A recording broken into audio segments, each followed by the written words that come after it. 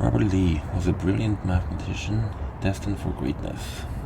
From a young age, he easily solved tough math equations, made the Canadian national math team, and represented Canada in Scotland at the International Mathematical Olympiad. Robert also played the piano, hiked the backcountry, and had experience in sound and lighting as a technician, which is why August 13th, 2006 became the darkest day in his family's history. The unusual disappearance of Robert Leigh has not been explained. 15 years on, many questions remain.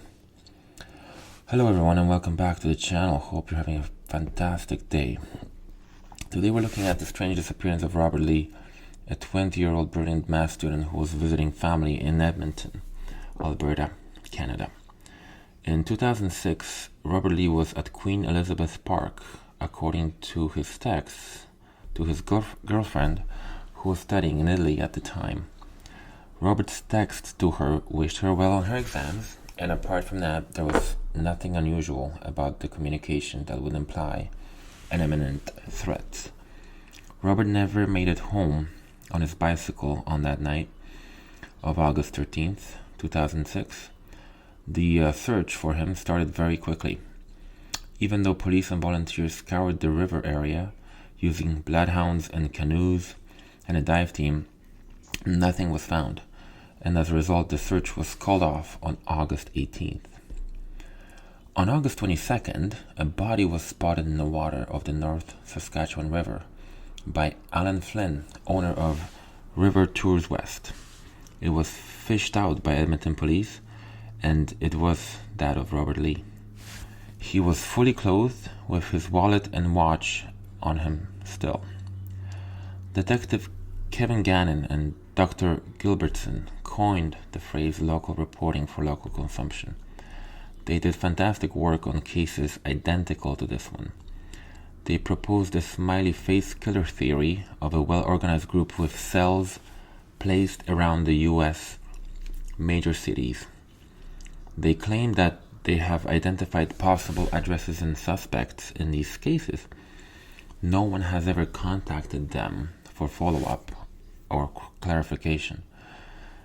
They also realized that in cases that they followed up on, GHB, gamma hydroxybutyric acid, was used to incapacitate the victim. They talk about how every police department avoids any possibility to announce a serial killer or a task force at any cost, mainly due to the cost and time involved in creating that. My next video will go into depth on how on the severity of these shortcomings in some police departments. The only thing stated by Edmonton police was the death was non-criminal. Once again, please note the extremely vague description of the body, the lack of any possible speculation on an outcome, possibilities, or theories on the part of the police department.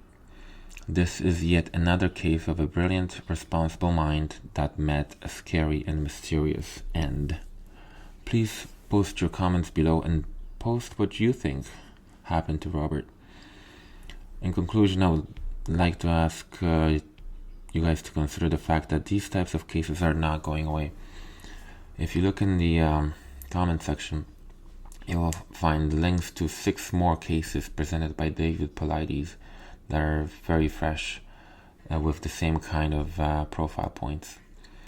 So if you take some time to consider how it's been many years and many geographical locations and these perpetrators are getting away with this, you really have to ask yourself how.